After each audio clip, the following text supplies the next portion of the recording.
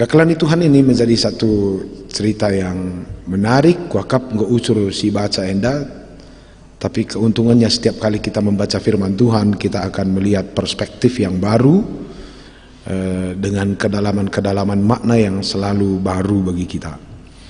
Aku mau ke cerita enda, bingung aku, karena cerita enda merupakan bagaimana Tuhan berinisiatif membebaskan bangsa Mesir, bangsa Israel dari perbudakan Mesir. Sihir bangsa membingungkan adalah yang mau dibebaskan itu sebuah bangsa besar yang tidak punya kekuatan apa-apa. Janah si bebaskan saema Musa si memiliki pergumulan besar.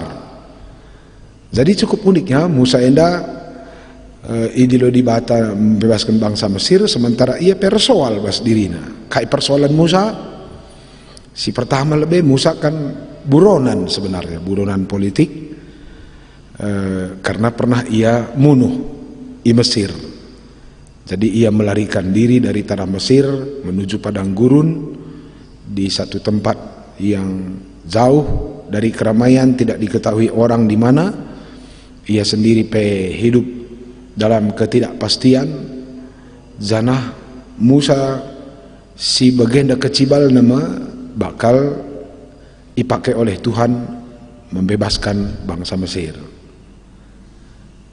Kuakap secara umum adili surah-surah anta baba pembaharuan, kita pasti mencari orang-orang yang tidak bermasalah untuk melakukan pembaharuan. Tapi kenapa Tuhan memilih Musa yang melarikan diri, yang dalam dirinya juga berkecamuk rasa tidak nyaman, perasaan bersalah dan sebagainya, tapi dialah yang dipakai oleh Tuhan. Enda ada adibas kita manusia enda go pasti sulit dan rumit. Lalu mengapa Tuhan melakukan ini? Lip piga-piga catatan jenda menarik. Jadi renungan tabas berngedesi. Pertama lebih ketika Musa itu melarikan diri jauh sekali dari keramaian, ia bahkan setiap hari melakukan pekerjaan yang bersifat sendiri juga, remakan, ku bal-bal, ku deleng-deleng, ku gunung-gunung batu. Dan proses pemanggilan Musa ada terjadi di sana. Catatan pentingnya adalah adi enggolit bas ukur Tuhan milih jelma ku jape laos lalap i tepet Tuhan. Orang-orang yang dipilih oleh Tuhan itu tidak pernah batal oleh keterbatasan kepribadiannya, tidak dibatalkan oleh pelariannya. Sudut-sudut siapa ingan cebuni dan terpuruk tidak menghentikan Tuhan akan menjemput dia. Maka sangayar makan biri-biri di luar dugaan Musa, dia diarahkan menuju dalang Sinai. Baci jadi dalang Sinai layarap Musa adalah dalang Tuhan, satu tempat yang kudus. Tapi begitulah Tuhan menuntun Musa ke hadiratnya yang kudus. Mungkin ada berita semeriah si paling penting si catat, bahwa Allah kita itu tidak pernah terhenti mencintai kita kalaupun kita sendiri tidak paham. Tuhan tidak pernah berhenti mencintai kita walaupun kita terpuruk, bersembunyi di ujung dunia di mana-mana. Ijab apa kita tading, keputusan tidak, Tuhan tidak pernah berubah oleh keterbatasan, kekurangan manusia, bahkan lokasi, situasi sebut apapun. Maka adidah kami jenda dari Musa api, dari Musa sadar rambah duri si gara tapi lamesang. Dari sanalah Tuhan mencoba memperkenalkan diri kepada Musa. Lid idah Musa je rambah duri, labutah Musa dibata, tapi dia mau mencoba survei ya. Bagus juga ini, calon pemimpin bangsa Israel ini memiliki keinginan tahu yang luar biasa dalam keterpurukannya. Dalam kesendiriannya dia masih mau mengamati, masih mau mencoba belajar. Dan kita menmona dinggo terpuruk kalau geluh tamaneka kita merat belajar KIP, cuek, peduli, tidak mau tahu apa-apa. Tapi si Musa masih memiliki rasa ingin tahu. Janah dehrina kayaknya makala masang. Enda sedikit apa saja intermezzo ya. Ternyata beberapa ribu tahun lalu, 1500 sebelum Tuhan Yesus lahir, jam peristiwa yang jadi berarti kira-kira 17.000 tahun lalu peristiwa ini, Tuhan sudah menampakkan dirinya melalui hologram versi perjanjian lama. Hologram versi perjanjian lama. Jadi situna dunia IT yang labo keren nggo bandi bate 10-7 ribu tahun selewat. Sementara gundari kita di zaman milenial, zaman modern belum semua kita paham itu apa hologram, dan Yesus sudah melakukannya. I padang gurun ngerana ia arah rabah ulu bagi api lah mesang-mesang sound system na pela galit tapi baci bagi sorana dan sebagainya, dan itu keren ya. Ateku ngatakan bahwa ketika Tuhan mau menjamah kita, dia mau bertemu dengan kita, dia akan bisa pakai segala sesuatu yang tidak masuk akal kita atau mungkin di luar kebiasaan kita. Jadi yang dibutuhkan di sana mungkin keterbukaan jiwa kita akan cara Tuhan hadir dalam kehidupan kita. Tidak perlu kita patron-patron. Bagaimana kokak maka cocok di bata, bagaimana maka kokak tang-tang di bata, dila bagaimana mungkin Tuhan teta. Itu akan membuat kita kehilangan momen untuk melihat bahwa Allah yang kita sembah itu maha kuasa. Ya, endam kak persoalan jelma zaman modern. Menurutna manusia itu hanya diberkati dan dicintai oleh Tuhan kalau sukses, kira-kira begitu. Pengaruh bukunya siapa itu ya, John Stott, dalam buku isu-isu global, bahwa orang-orang yang diberkati Tuhan itu ciri-cirinya begini, ciri-cirinya begini. Artinya manusia menciptakan cara tersendiri menurut kepribadiannya bagaimana seharusnya Tuhan menjamah hidupku. Berarti baci jadi apa ya, kerugian membantah karena kita yang membatasi cara Tuhan untuk mencintai kita. Jadi sekalian mulai itu duhkan bahwa Tuhan itu bisa melakukan segala perkara kalau dia mau.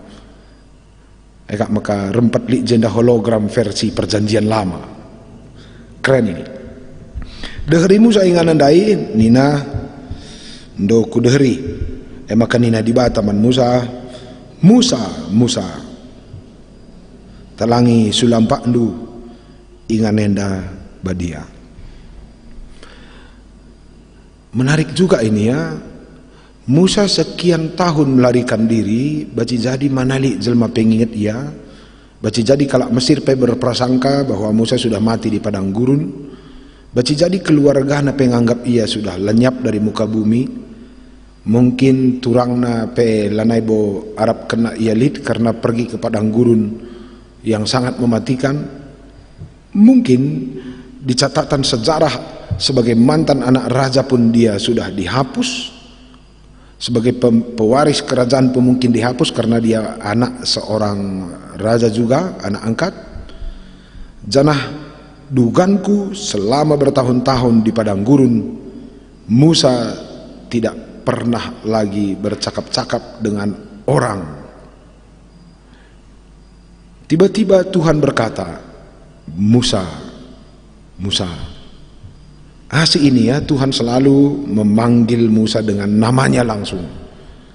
Bertibas mata di bata, kalaupun kita ini masap arah peredaran dunia, di mata Tuhan anaknya tidak pernah terhapus dari buku kehidupan. Menyebut nama itu adalah sebuah penghormatan terbesar dari Tuhan, baru kita dikenal detail oleh Tuhan. Bukan orang asing di mata Tuhan. Penyebutan nama Musa memiliki pesan bahwa Musa lalap jadi ingat-ingatan di bata ibas pusuhna. Amin gia Musa melarikan diri. Dapat berita si meriah si peduakan pemanggilan nama.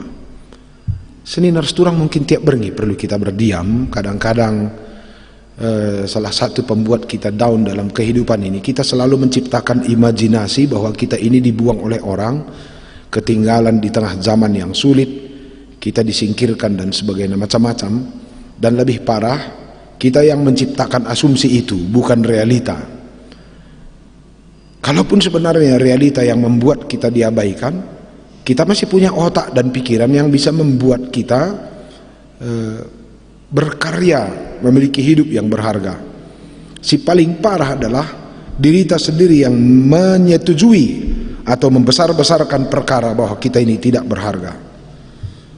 Kehebatan Tuhan si sembah kita adalah apapun terjadi gejolak dalam kepribadian kita, di dalam hati dan pikiran kita, apakah itu realita atau sebuah ciptaan mindset kita, Tuhan tetap menghormati kita. Maka Tuhan langsung menyebut nama Musa. Musa. Kakalani Tuhan perlu darami waktu untuk kita bersatu. Benarkah Tuhan melupakan kita atau kita yang menciptakan persoalan dalam otak kita? Sirbansa kita menjadi lebih terpuruk, terlalu si dramatisir persoalan kegeluhan enda, terlalu si besar-besarkan keterbatasan lingkungan kita, si pebelin-belin kekurangan kalau kayak seolah kekurangan kalau kayak adalah malapetaka bagi kita, si pebelin-belin realita yang tidak kita sukai seolah-olah itu adalah disaster, malapetaka bagi kita. Tapi Tuhan hari ini berkata, Musa, engkau tetap berharga di mataku. Hampir setiap malam perlu kita menciptakan waktu, mencari waktu untuk mendengar betapa Tuhan itu mencintai kita. Baca firman Tuhan, baca kata dibata, betapa mahalnya kita di mata Tuhan. Mungkin situasi mendukung bahwa kita ini merana. Baci jadi konteks tagundari benar membuat kita merasa tersingkir, tertinggal, apapun itu namanya. Tapi kalau kita tidak percaya, tidak sadar bahwa Tuhan mencintai kita, maka kondisi yang benar-benar buruk ini akan diperburuk lagi oleh cara berpikir kita sendiri. Maka ngaloi Musa nina, ini menarik. Oh Musa, Musa, nina Tuhan. Langsung ngaloi Musa, endak aku. Maka nina dibata ulakam leher ku zenda, tangtangi sulampak ndu, sebab kam sangat tedis, itanah sibadia. Aku kap dibata nini nindu, Abraham, Ishak, Aras, Jakub. Informasi enda nampati Musa mengkoneksikan bahwa yang sedang berhadapan dengan dirinya juga adalah Allah yang menyelamatkan. Nini bulang nanai nari krina. Musa itu mengetahui bahwa dia juga memiliki silsilah yang luar biasa, nini bulang na Abraham, Ishak dan Jakub. Dan informasi itu meneguhkan dia. Dia tahu persis dia dari keturunan orang-orang yang beriman. Oke, NDP baca jadi catatan sederhana membantah krina orang tua. Tutuslah kita kini teken, karena kita saja pemalang mendibata terakap bagaimana nak kempunte tupungnya bergumul. Ini terjadi loh pada Musa.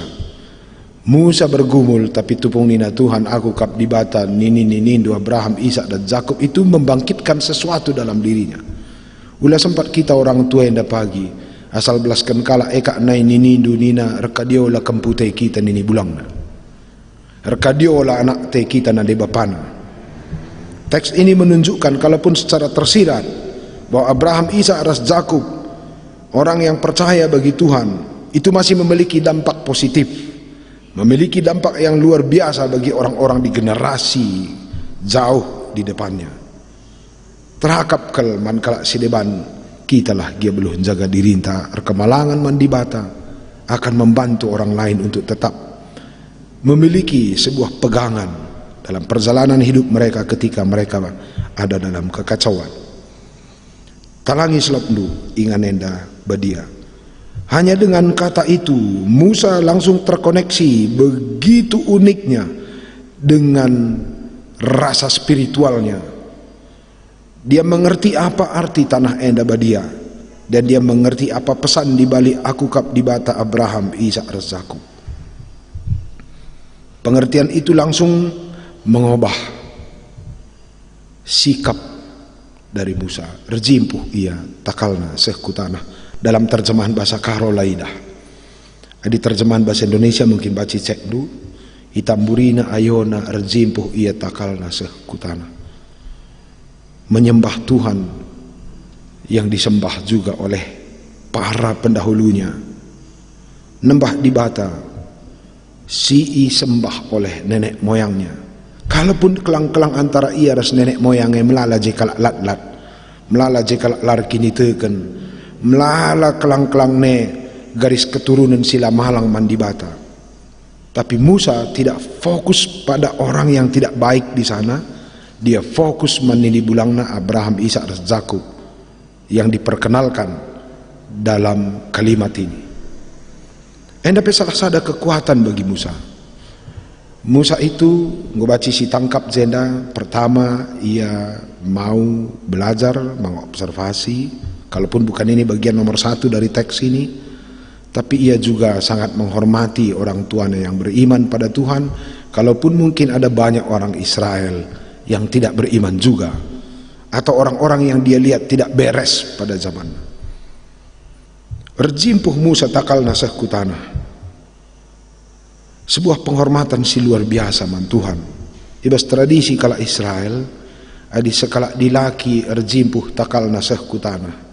Itu adalah sebuah pengakuan iman, bukan melalui kata tapi melalui tindakan, yang artinya Tuhan ugape isi na takal kuenda, guape hebat na aku rukur, isi otak kuenda hanya sejajar dengan tanah di mana tempat engkau berpijak.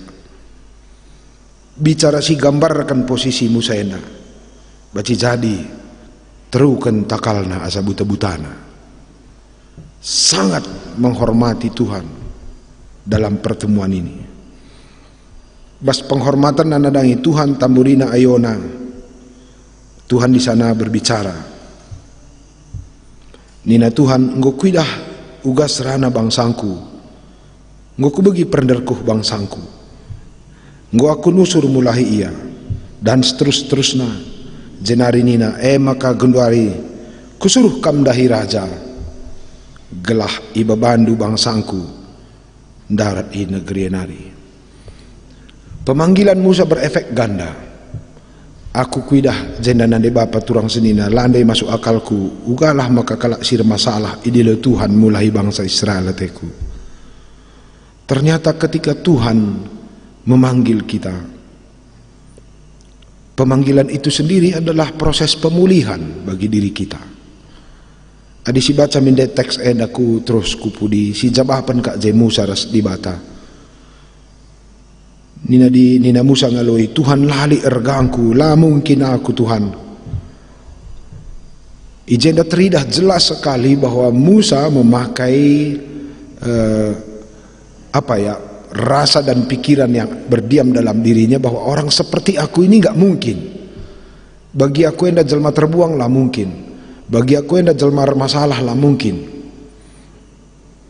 Kuakap kita pe logis nggak sih akap jawaban Musenda. Tidak mungkin orang bermasalah dipanggil untuk membebaskan bangsa yang tertekan. Tapi kelemahan Musa tidak menjadi hambatan. Ngoneku singat keman bantah bahwa pemanggilan Musa adalah proses pemulihan Musa, di mana dunia tidak memperhitungkan enggo masap gelar nabas jelma sinterm. Ternyata di dalam Tuhan nama Musa tidak pernah dihapus.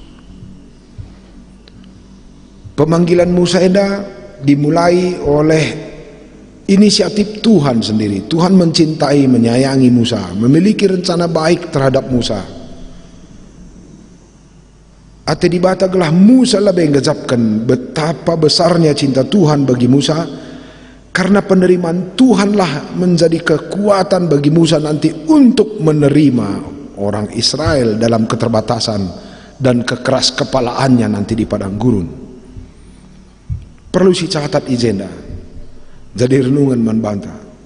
Proses perubahan hidup Musa bukan terjadi karena Musa itu mempelajari buku yang luar biasa, dia memiliki visi yang hebat, dia memiliki rencana-rencana keren. Itu dibutuhkan memang dalam dunia organisasi, tidak dipungkiri.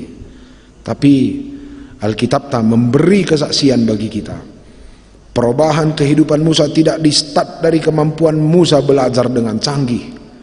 Perubahan Musa dimulai dari penerimaan Tuhan atas keterbatasan Musa.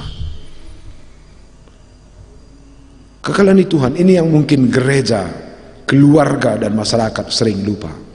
Bahwa proses pembaharuan hidup itu dimulai dari kasih sayang. Kelang ati dibatar bangsa kita bergerak, berbeda menjalani kehidupan. Penerimaan Tuhanlah yang membuat Musa akhirnya menjadi orang-orang yang bergerak membebaskan orang lain. Pembebasan dari Tuhanlah yang membuat Musa mampu menjadi orang yang berjalan bersama dalam proses pembebasan bangsa Israel.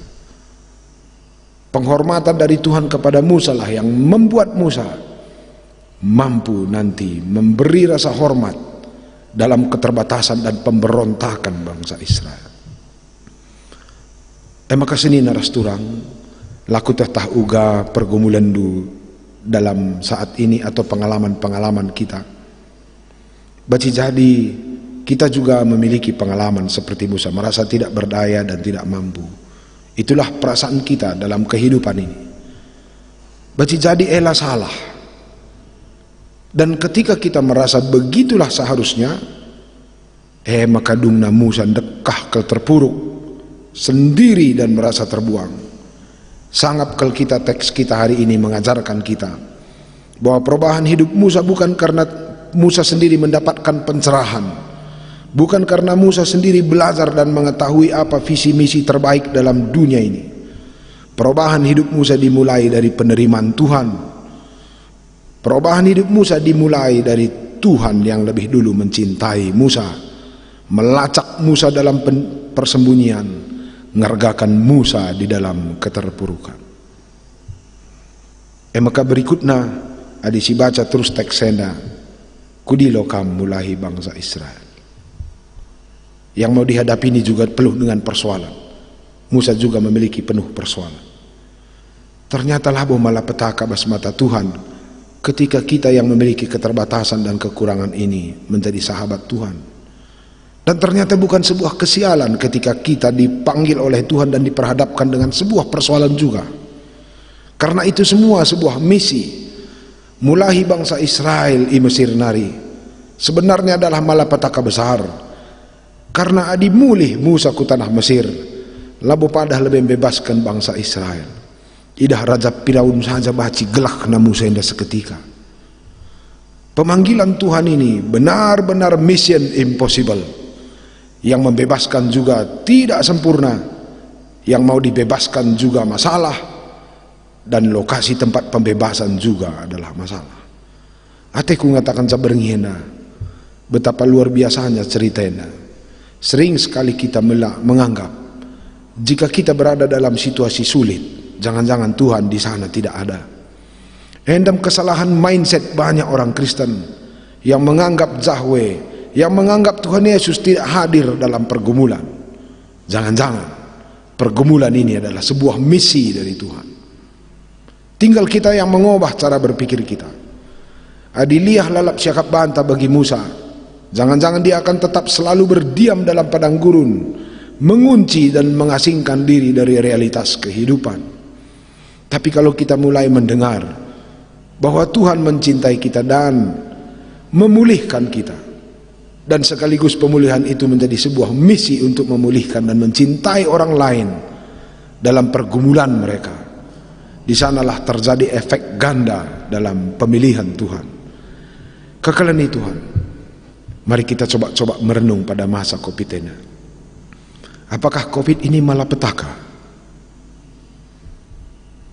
Apakah keterbatasan kita adalah sebuah kesialan? Apakah kerina penurunan ekonomi kita merupakan sebuah nasib sial? Dan apakah kesialan ini tanda bahwa Tuhan tidak mencintai kita?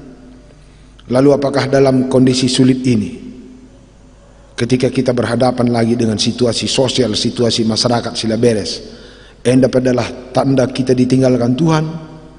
Jangan-jangan bukan. Terbukti dari kitab Keluaran pasal 3 ayat 1. Dalam keterpurukan pun tidak pernah Tuhan meninggalkan kita. Bahkan dalam ketidakmampuan kita Tuhan selalu memampukan dan menghargai kita. Dan bahkan kita akan juga diperhadapkan dengan persoalan. Persoalan itu pun bukan malapetaka, tapi sebuah misi membawa cinta kasih Tuhan.